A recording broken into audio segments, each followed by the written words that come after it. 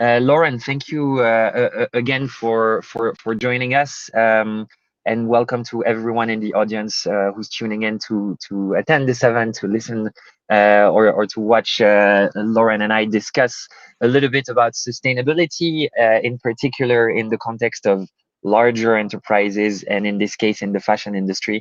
So Lauren is responsible for the inception, development, implementation of GANNI's sustainability and CSR strategy. She is the head of CSR and sustainability for this Copenhagen-based fashion company.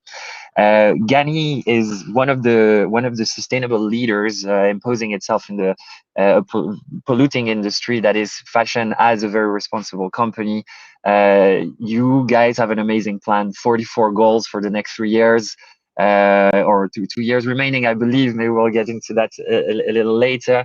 And objectives spanning across people, planet, product, prosperity, and understanding how GANNI can play its part in this ecological transition, in the sustainable transition that it's undergoing. Lauren Bartley, thank you for being here. Welcome to the 6th edition of Meet the Giants.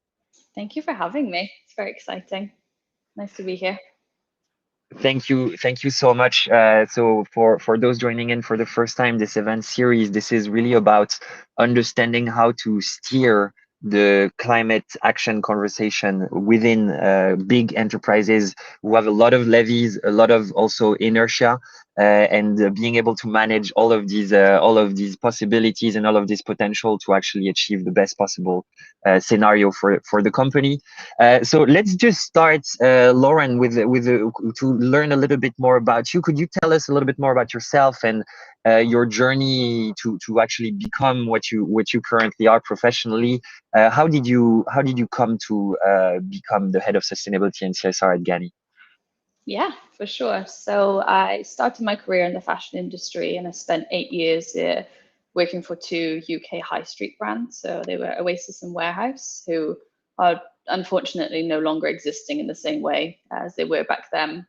And then, yeah, I started off at the shop floor level, and then moved to a head office role, and just gradually over time through progression and opportunity, had lots of different roles within the company, and the last position was in like this business development type of role. So working on many different things, but actually not working in sustainability. And I think, and I have said this before, but I do think at that time I was quite naive actually to the impacts of the fashion industry, or I didn't really question so much how the clothes were being made, or it wasn't really top of mind.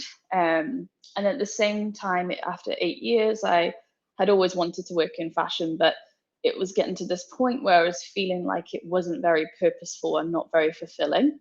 And so I took some time out and ended up then working for an NGO called Soil Association. So it's a charity and also a certification body. And for them, I was working in business development of the organic cosmetics sector, and then I took on organic textiles because of the previous fashion experience. And I was with them for a few years, and that was really to either help brands that were born organic, we would say, and trying to get them into new markets, new territories, helping them with marketing, and just trying to spread the message of the benefits of organic and organic agriculture, and try and bring it to like the average consumer, because there's a lot of benefits, but you can't put them all out there at the same time. It was really like this educational piece as well. And then yes, with textiles, that came naturally. So organic cotton and also organic wool. And then, yeah, I was approached about the job at GANNI. Somebody from another Danish company had said that there was a fashion brand called GANNI who were looking for a head of sustainability to join the team. And it kind of went from there, really. And I think now nearly been at GANNI for 3 years, and really been able to merge that previous fashion experience, but then also the NGO, more activist side of the work as well. So it's been a nice combination. Thank you so much for this, Lauren. It must indeed be quite an add-on to have come from the NGO world and to have this hands-on experience on the fabric and the material. One thing that I'm interested in as well, if we go further in this theme, is how when you arrived at GANNI 3 years ago now, how did you approach the topic of strategizing for sustainability? Was the foundation already in place, or did you have to start from scratch? How was the status quo when you arrived, and how did you tackle this? Yeah, I think thankfully, and I feel very fortunate that Nikolai, our founder, has always been very personally passionate about the subject of sustainability and specifically climate action. So there was already some work happening in that space when I joined, but the way that GANNI was run before when it came to sustainability is that there was always a split role between production sourcing and then someone doing CSR kind of on the side. And then when I joined the company, this was like the first time that they decided that they wanted a dedicated sustainability team. So to really branch out away from production and sourcing and to have, a department that really sat sort of central in the company, just to give it more, more focus, I would say. So when I joined the company, we had been carbon offsetting for around 2 years at that point, and then we had signed the Global Fashion Agenda's charter. I think it was a circularity commitment that we signed prior to me joining, and then we had I think very basic things now. So it was a supplier code of conduct and some certifications, but that was kind of where it started and where I joined the company. So really coming into GANNI, it was to build the sustainability strategy and figure out actually what subjects do we want to tackle, what do we want to try and work on, and what do we want to be known for in this space. It makes me think of your responsibility report that I really want to push forward in this event. This is something that we have been looking at with a lot of admiration here in the team. GANNI published a wonderful responsibility report where they detail how they are moving forward towards sustainability and detailing the journey rather than the goal, the arrival of the transition. So this is a very nice illustration. Maybe Lauren, you will be able to share with us the link after the interview, after this fireside chat. What's really marked is that you can actually tell that GANNI is increasingly being identified as a sustainable actor. Have you, emphasizing, of course, on their responsibility and their role with regards to the triple bottom line? Have you noticed this from from your cockpit seat? Have you noticed some ways of tracking this that have given positive results, or maybe not? And how do you define success? What does it mean to be responsible as a brand for you? Yeah, I think thank you for the compliment as well on the responsibility report. It's definitely a labor of love every year, and it's nice as well to be able to reflect in your role about what you've achieved over the last 12 months. I don't think you get to do that very often. But I think on the subject of GANNI being a responsible or sustainable brand, it's not anything that we've ever communicated. And actually what we have communicated is that we don't see ourselves as a responsible or sustainable brand, and we don't know if we'll ever be able to become one so long as our business is still thriving on newness and consumption. There's a massive conflict just that within itself. I think where that may have come from is that we're very vocal about our work on the subject, and we talk about the challenges, we talk about everything that we're working on, and I really feel like we've got to a point now where we're not afraid to talk about all the many facets of sustainability. And I think within our strategy, we are quite comprehensive in how many different topics we're trying to tackle. So I think that's maybe where it came from. But our success on responsibility is not, built by public perception. It's definitely built on the results, and we definitely take an action-orientated position when it comes to sustainability. Because although there's really not a ton of perfect solutions out there, there's definitely things that we could already be doing. And I think hopefully what we're demonstrating is what actually is possible, what actually you can do within the existing system to make things more responsible, while also beginning to look at, maybe the future of fashion by looking at circular business models like rental and hopefully soon re-commerce. Totally, and there's also gifting models is coming up very quickly. That's really interesting. It makes me think in the GANNI's plan, there is a 3-year program to which to get a certain number of achievements done. What happens after these 3 years? Are you currently on track on this program? You say also that there's never an end. It's maybe a never-ending story. So how do you work maybe with these two different consciousness or timelines? Yeah, I think the 44 goals, they span across a number of different topics, and obviously they run until 2023, which is the goals that we've set ourselves. And I do think that we'll be on track to meet that, which is really great. And I think that in part is because our work in this area actually expedited during the pandemic. We had more focus from across the whole business, not just the sustainability team, throughout 2020. So now I think we're in a position, and I think there's a footnote at the end of our latest report that says actually we feel very positive about achieving these 44 goals and feel very confident that we can. So I 100% think it's possible.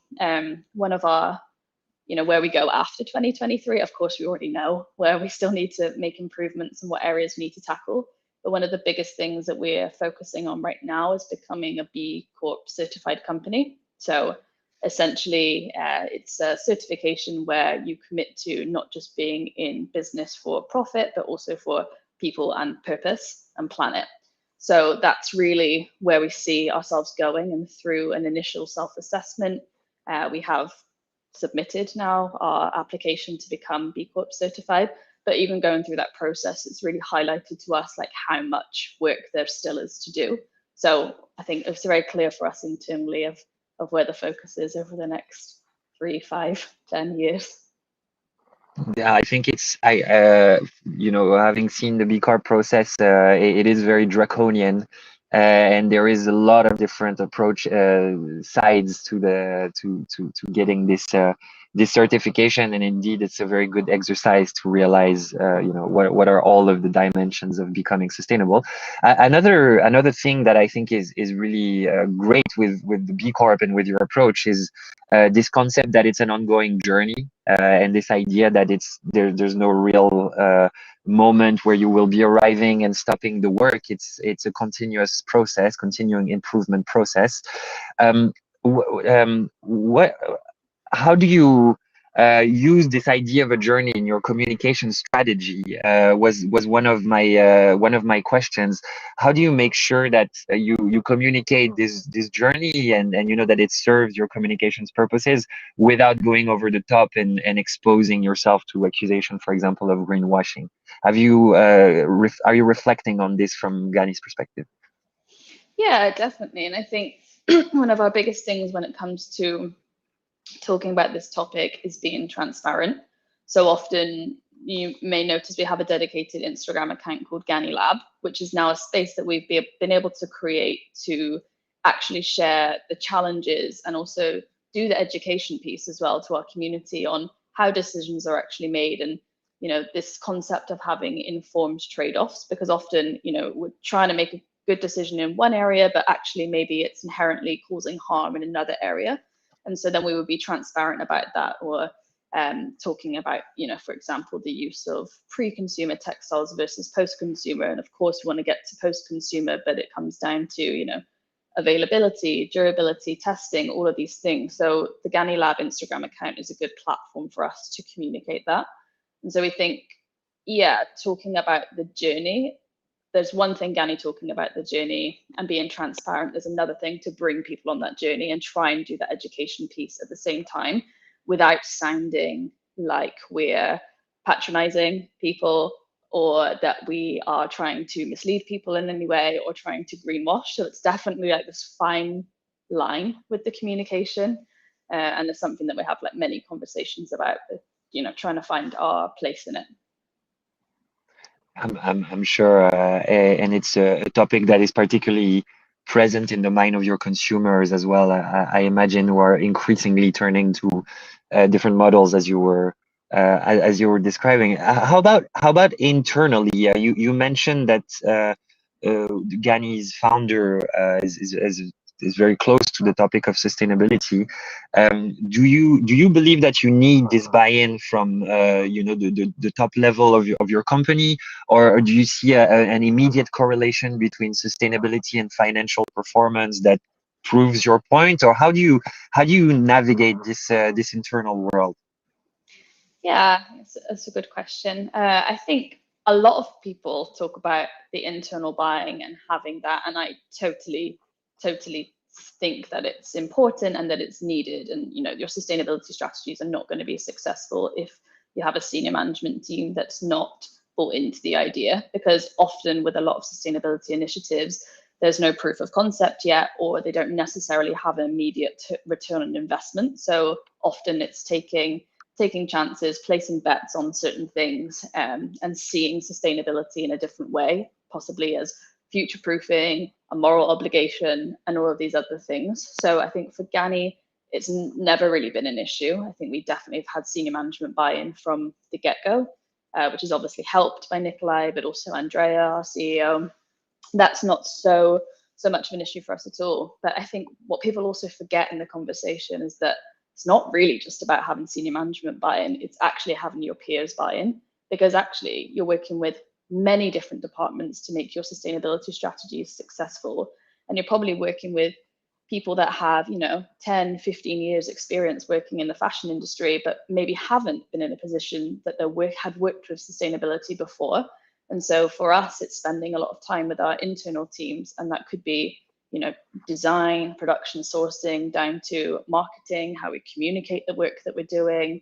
It really could be anybody. And I think we can't underestimate how much you actually need to get your colleagues and peers buying into the agenda as well.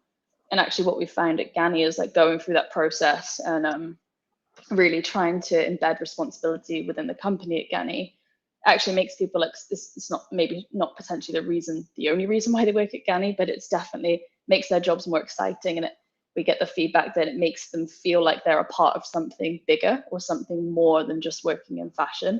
And I think that's a really nice place to be in. Absolutely. Would you have maybe one or two examples of how you managed to get this buy-in, not from the top management, but creating this environment of sustainability within the company? Yeah, definitely. It's through a number of things. I mean, we have 44 goals, and really there's very few of them that we could achieve as a sustainability team alone. And I think one of the concrete examples is that when I joined the business in September 2018, we were on around, I think it was 4% of our materials were classed as responsible, which for us means that like at least 50% of that materials composition is either certified with by a third party that has a proven lower environmental impact. That could be organic, recycled, or it could be one of these like trademark fabrics that has this proven lower environmental impact, and to be around 4% there. And then in 2019, it was around 9%. And now we're on 86%, and I think in our latest collection. And that is very rare for that to move so quickly. And so what it really was for us is to spend time with the production and sourcing teams. And it's not hand-holding them in any way. They were so keen to do it, but it was just providing them with the information of, this is our fabric score that we've created based on this industry data. These are the goals that we want to go for. And as soon as we kind of set that and then, work together with them, we were able just to move on it very quickly. So I think it's just for us providing the tools and being that support system to other departments to help them like do the work that needs to be done. And I think it's exactly the same across other departments as well, especially with design. We've recently, the design teams have gone through circular design training with a third-party company called Circular Fashion, also based in Berlin. And that is, I think it's also a testament to working at GANNI that the teams are so receptive and willing to go through this journey with us, which is pretty amazing. Awesome. Yeah, absolutely. Thank you so much for these examples. So circular fashion is are known to us. Also, a testimony to Berlin's sustainable scene. Yeah. So little shout out here to all the startups doing something for sustainability as well. I'd like to go back on one thing that you mentioned here, which was to have a centralized sustainability team that is maybe cross team or transversal in the company. How do you think that has contributed to making sustainability more central to GANNI? Is this you think one of the key decisions that we should make to make sustainability more present in our companies? Yes, 100%. As I said, I really don't think we would be as successful as we have been or had some of the success that we've had as a sustainability team without the whole of GANNI being brought into it and really understanding that this is a priority for the business and that they can really, not only that it's a priority, but they can really understand why. And that why is, I think, is what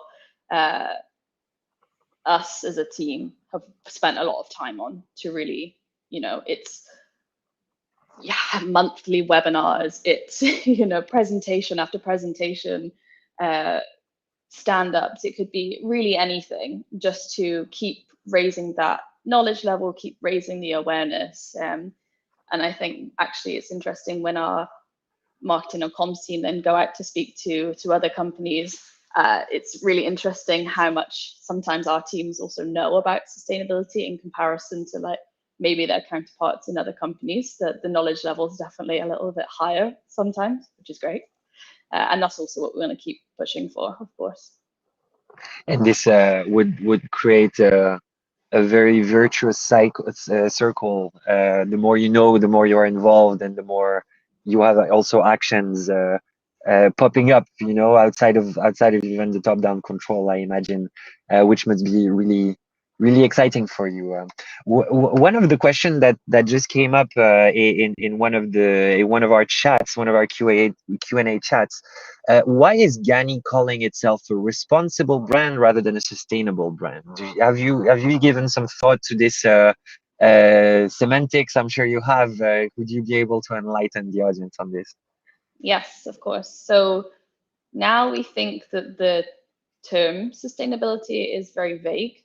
And really, when you think about it, could we ever really be a sustainable brand in the way that we are fundamentally running now? Probably not. But we can become the most responsible version of ourselves, and we can choose to make more responsible decisions every day. And that is really what we've been trying to do by using more responsible materials. Are they 100% sustainable? Probably not, but are they more responsible from the conventional version? Yes. So it just seems to be a word that's better fitting to actually what we're trying to do. Of course, we would love to be a sustainable company, a sustainable fashion brand, but realistically where we are with what's available right now and the way that we're running, it's definitely we can become the most responsible version of ourselves for sure. And I think it also just highlights that journey aspect of it, right? To be responsible. It's not that final destination is what you're saying, it's the choices that we're making every day. And the way that you say it is becoming the most responsible version of yourself as a company, which I think is a really nice way to put it. Question, I guess, is how fast can we get there, and is there a best version at the end of the day, like we have discussed? But I guess this is fully another question. Have you seen your actions as GANNI, as a company, spill over it's some other organization that have found inspiration in your activities, or have you been able to partner with other organization within fashion or not to amplify your effect? Yeah, I mean, I'm not too sure if we're having an influence on other companies, but I do know that partnerships and collaboration is very important to us, and we are part of a sustainability network in Denmark. So that's working with a lot of other Danish companies. We used to meet physically pre-COVID. Now the meetings have turned to online, and it's really just sharing knowledge, because the reality is the majority of us are on the same journey and trying to tackle the same issues when it comes to sustainability in fashion. And so it's always helpful to speak to other companies And then we also have a partnership with Global Fashion Agenda. We're also then connected with other like-minded brands and companies to often push the agenda forward. And then outside of that, we are a signatory of a couple of charters. So we are a member of the United Nations Fashion Charter.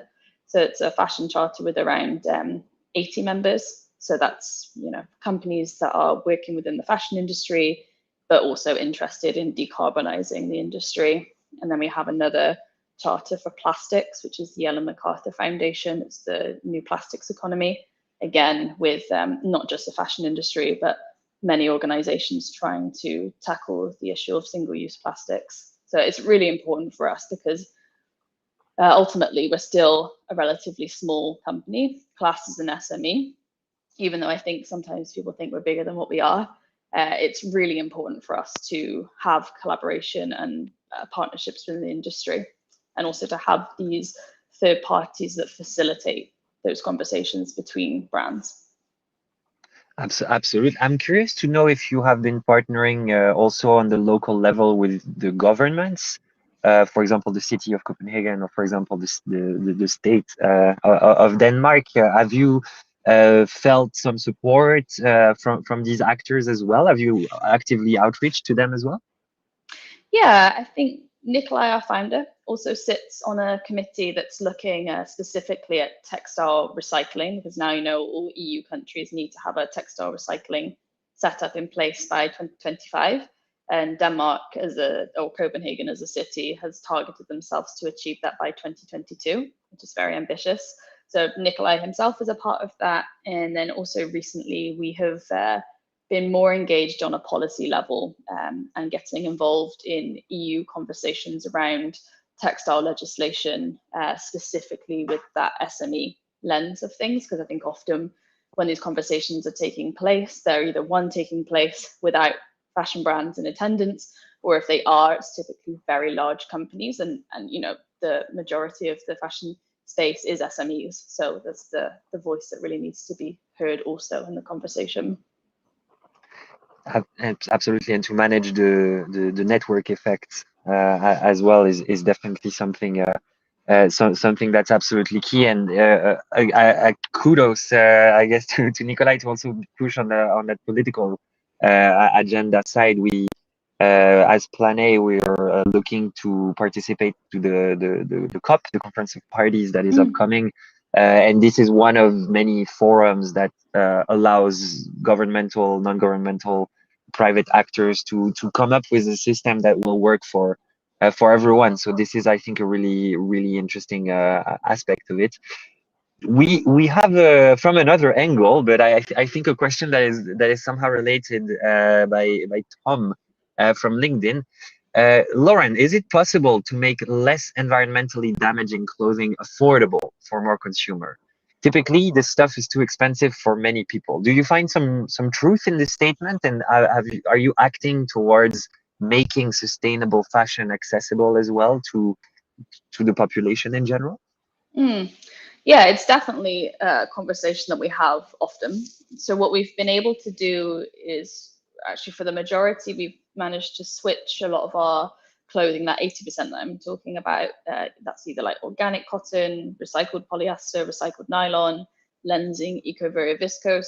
We've managed to switch to those which are, proven to be have environmental benefits or proven to be better than the conventional counterpart. We've managed to switch those without increasing the cost to the end consumer.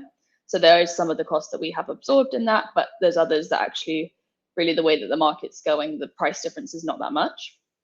But in saying that, when we look at the more innovative side of fabrics and materials, which is also a stream that we run internally at GANNI called Fabrics of the Future, where we're looking at alternatives for leather. So whether they're mycelium-based, cacti, grape, these bio-based alternatives to leather and other fabrics, these are typically very expensive right now because they need investment. They need people to buy into them in order for them to scale and grow. So, the hope is that they will not always be as expensive as they are now, typically 3 to 5 times higher in price. But yeah, over time, the idea is that they would come down to a more commercially viable price point.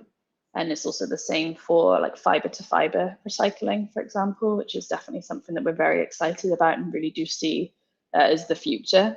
Again, their price points are typically much higher, but if the more that companies begin to invest in these innovations and start using them, the quicker they're going to be able to scale, and then the quicker the price is going to be able to then, become commercially viable.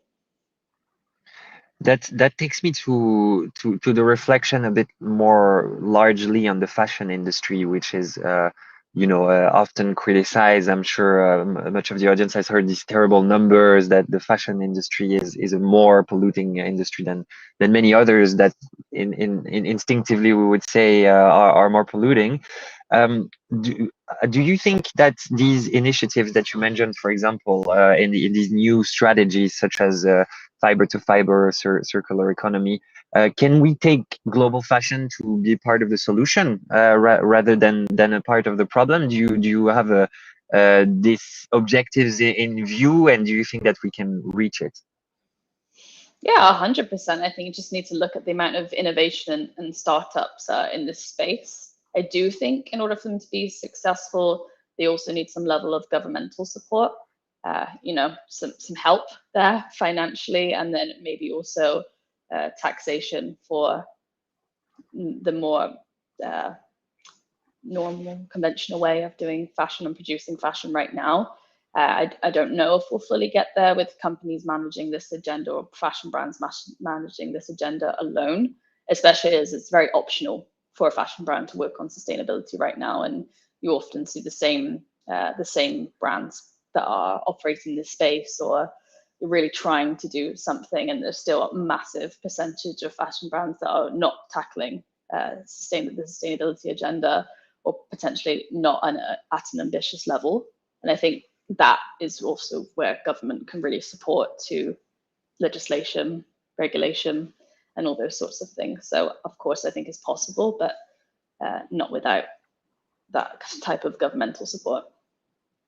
Absolutely, and the governmental support varies from one market to another, which makes it also also another kind of layer of complication.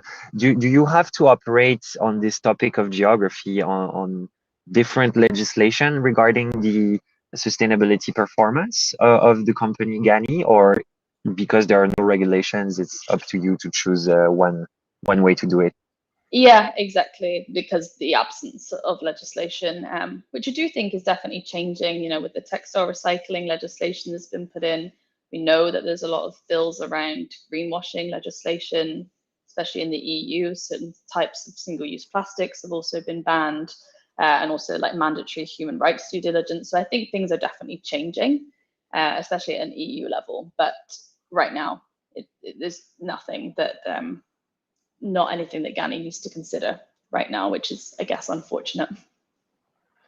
Yeah, I guess it is totally unfortunate. Can I ask how big is GANNI? You said that you were SME.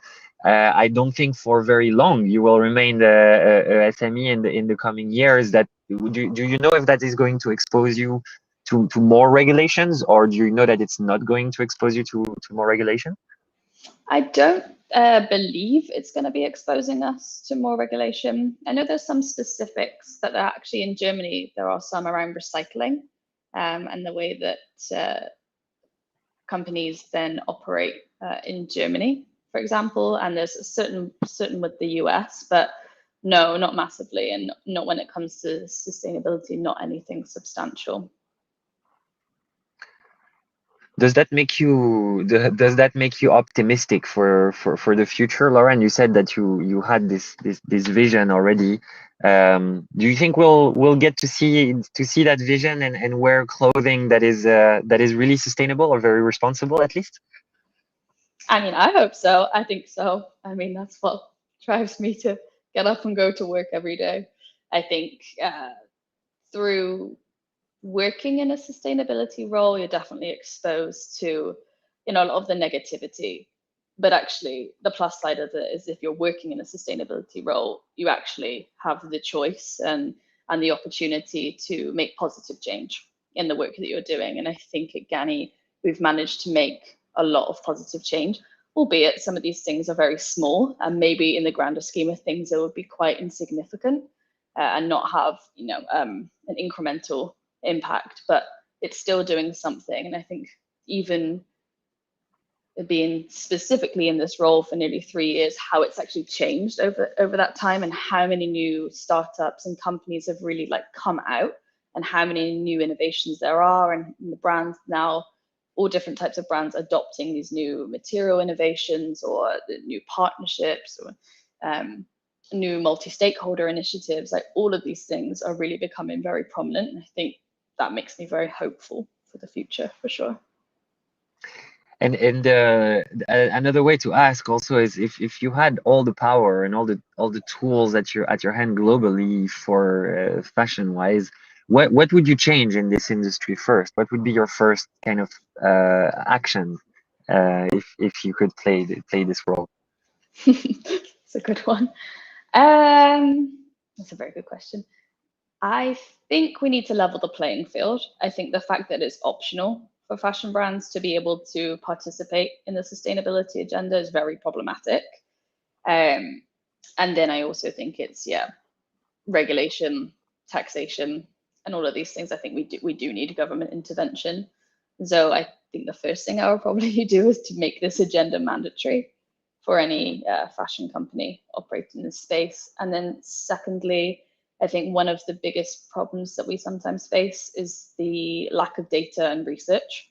And that could be on various topics. It could be carbon, plastics, the impact of fibers, microfiber pollution, all of these things. There's not enough research and investment going into that side of things that people can then really struggle to make informed decisions. And I think one of the very tangible examples of this is biodegradable products, who, at one point it was these are the holy grail, and this can replace plastics, and biodegradable products are amazing. And then in light of new research, new data, actually, there isn't the recycling infrastructure in place to handle these new types of products. And sometimes then they contaminate the plastic stream, which then prevents plastics from being recycled. And then ultimately all of it is ending up in landfill or incineration, which is obviously not good. And so I think, we need to have the data and the research and the science in order to make more informed decisions. And I think that would really help a lot of people. Thank you so much for this for this answer, Lauren. Caroline from LinkedIn is asking a question also relating to action. Is as your company GANNI grows or plans to grow, how do you plan on also reducing your carbon emission at the same time? Is this something that is possible for you? Is this something that you have planned for? Yes. And this is one of the reasons why actually we've partnered with you as Plan A, because we really do see you as a leader in this space that's really taking that progressive approach to carbon footprinting. I think, again, it comes down to us getting more accurate data on our impact. And this year will be the first year that we've looked at our emissions by scope. We're also obviously a member of the UNFCCC, as I mentioned, and we have a 30% carbon reduction target that by 2030 that we've set, but actually we're going to amp up that ambition to 45%, which is what the science tells us. And also hopefully with Plan A this year set science-based targets for the first time. Absolutely. Which is really exciting for us. And at the same time, we are also then moving away from carbon offsetting, which is the way that we've done things in the past, to then move into carbon insetting. So directly investing in our supply chain to decarbonize the supply chain as well. And then therefore that will also reduce our carbon footprint alongside all of the other activations that we have going right now. So you are proactively tackling your internal emissions, your direct emissions of the scope 1, and also your indirect emission, which make up a big part of GANNI's emissions, because you do have a lot of provider. Yes, is this right? So the fashion industry, around 80% of the carbon impact is within scope 3. So it's that production of the clothing.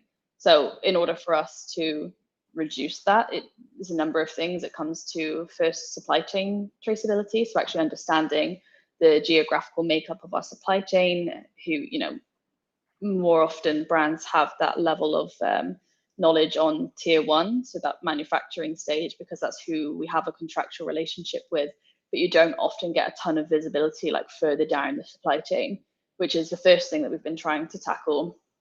And then obviously with the better carbon reporting, we're then able to see, okay, within scope 3, what actually is it, or where is it?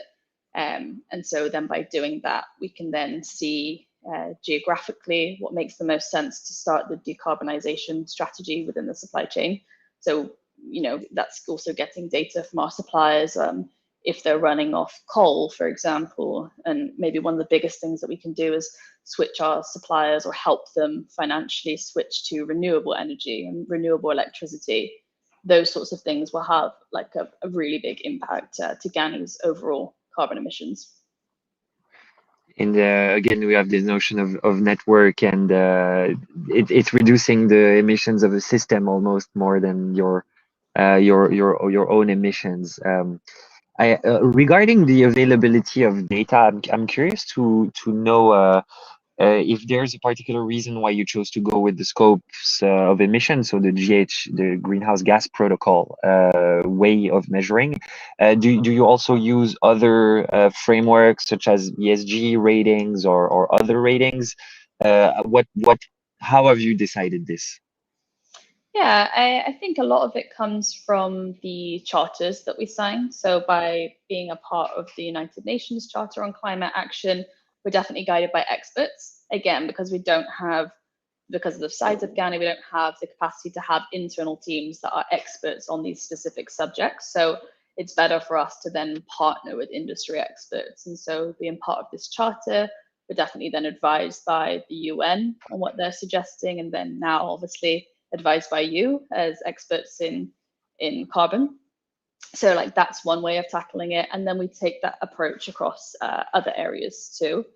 And then outside of that, looking more generally, we're a member of the Higg Index, so we definitely use like those tools that they have also provided. And then what we will also be doing, obviously in the near future, hopefully once we're certified, is looking at the B Corp methodology and looking at who they also recommend as partners or good sources for data. Thank you so much, Lauren. I do have one last question coming from the audience.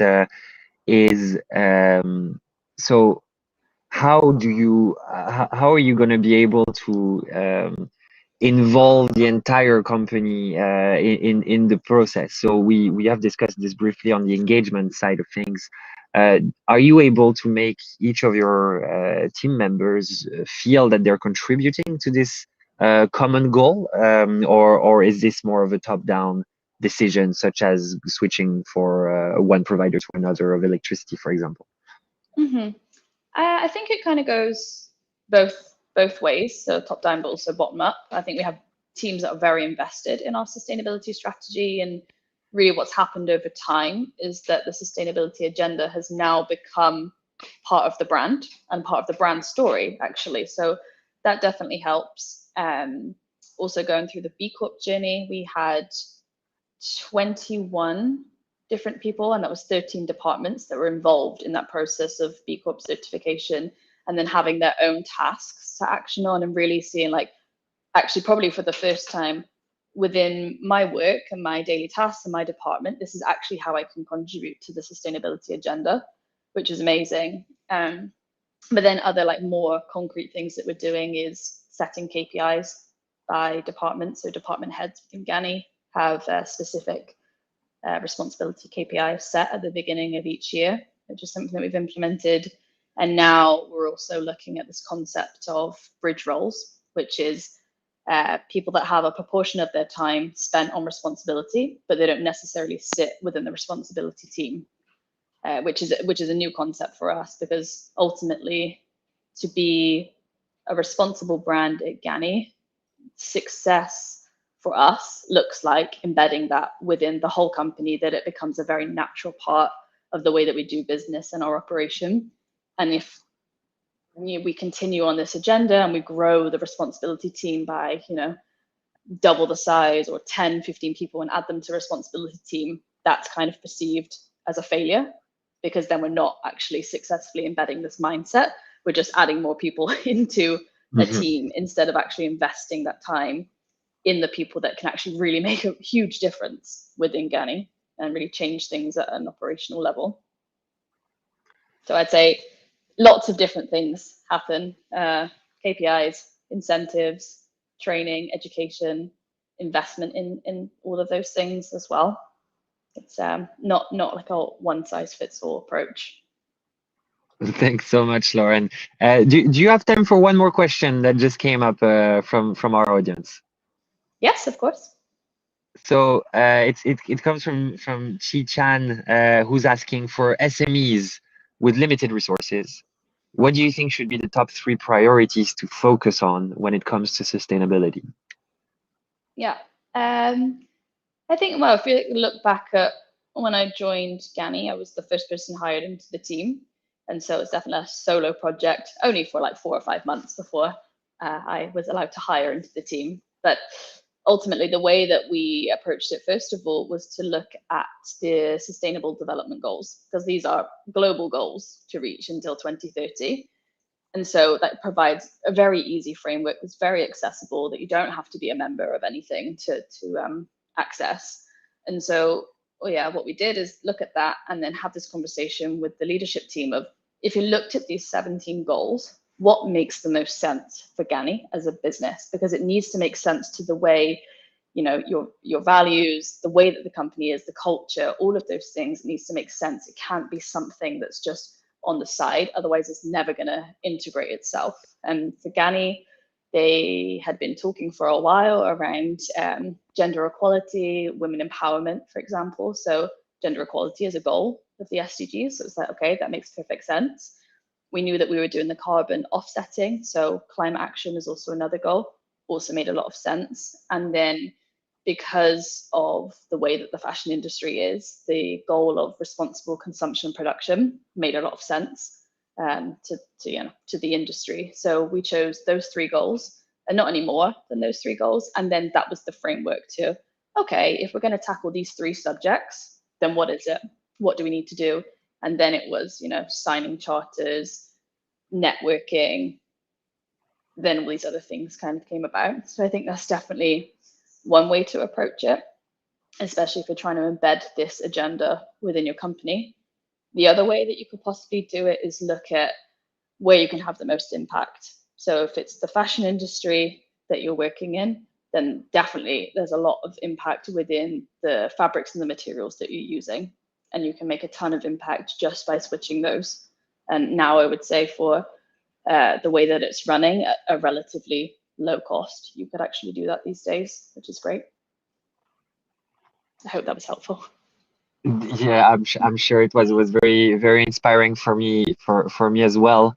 And now I see a lot of discussion on the systems that you mentioned, which I think it's fashion industry is really impressive in the sense that it's constantly innovating for so many people, and that's really incredible. Do you as GANNI support such systems? Are you running experimental kind of operations, for example, in the take back system, as Justice Nicator is mentioning, or the clothes sharing, or the clothes renting, or gifting? How do you engage with these new business models in a way? Yeah, I think it's definitely something that we are engaging and see it as future proofing, which is really nice. So I think when it comes to the circular economy, we definitely take this holistic approach. And I think that's kind of our point of difference on that subject, is that, we're looking at the raw material, we're then looking at the use phase. And what we then need to obviously try and promote as GANNI is maybe to not always glorify newness, for one, but also promote the longevity of clothing and keeping your clothing and making it last longer. So whether that be repairs stations, we started a repairs and customization station in some stores, which then really plays on the aspect of emotional durability, like changing your loved GANNI garment and tweaking it by adding patches or stickers or whatever it is to then make it feel like it's something new. Garment care guides, things like that, providing advice on how to take care of your clothing. And then, of course, we're looking into new business models. So we started a rental platform a couple of years ago, which is something that we're going to continue to invest in. And then hopefully by the end of this year, having a re-commerce trial. So really tapping into that secondhand market and really seeing like the business opportunity in that, which I think is definitely, there is the business case for that one right now. It seems to be really taking off, which is amazing. And then, yeah, on that end of life handling, we of course look at waste and recycling, and we did actually launch a take back scheme. But unfortunately, as we wrote about in our responsibility report, our partnership with the provider actually ended at the end of last year because we were not collecting enough waste in order to make that partnership commercially viable, which then tells you something about the industry and really shows something around the power of collaboration, that, you know, this is really like a systems issue, and therefore we need to collaborate with textile recyclers, with the industry, to find solutions for textile recycling or investing in fiber to fiber recycling. So yeah, we now have a lot of different like upcycling projects. So any surplus stock of GANNIs, we really try to rework it, repurpose it, use it for something. But again, that's a very small amount, because that's not a scalable way for us to manage it. That we might salvage 50 to 100 or maybe 200 pieces maximum, but that's not a scalable solution. And therefore we need to find more scalable solutions, which I think by now we know that we'll not be able to do that alone. So the partnership side of things is really crucial. Lauren, thank you so much for taking the time to answer all of these questions. This was really enlightening for me, and I hope as well for the rest of the audience. Thanks so much. Would you like to share one last thought on the matter before we say goodbye and adjourn this Meet the Giants event? No, I think just thank you so much for giving us the opportunity. I think we're always really keen to share what we're learning and raise awareness. And so, yeah, I mean, please do reach out on the GANNI Lab account. Please give us feedback. You can definitely reach out to me directly, and hopefully we can share the responsibility report somewhere after this. But yeah, I think collaboration is key if we want to be successful in this space. Thank you so much, Lauren. We will be definitely sharing the responsibility report and the follow-up email that we will be sending.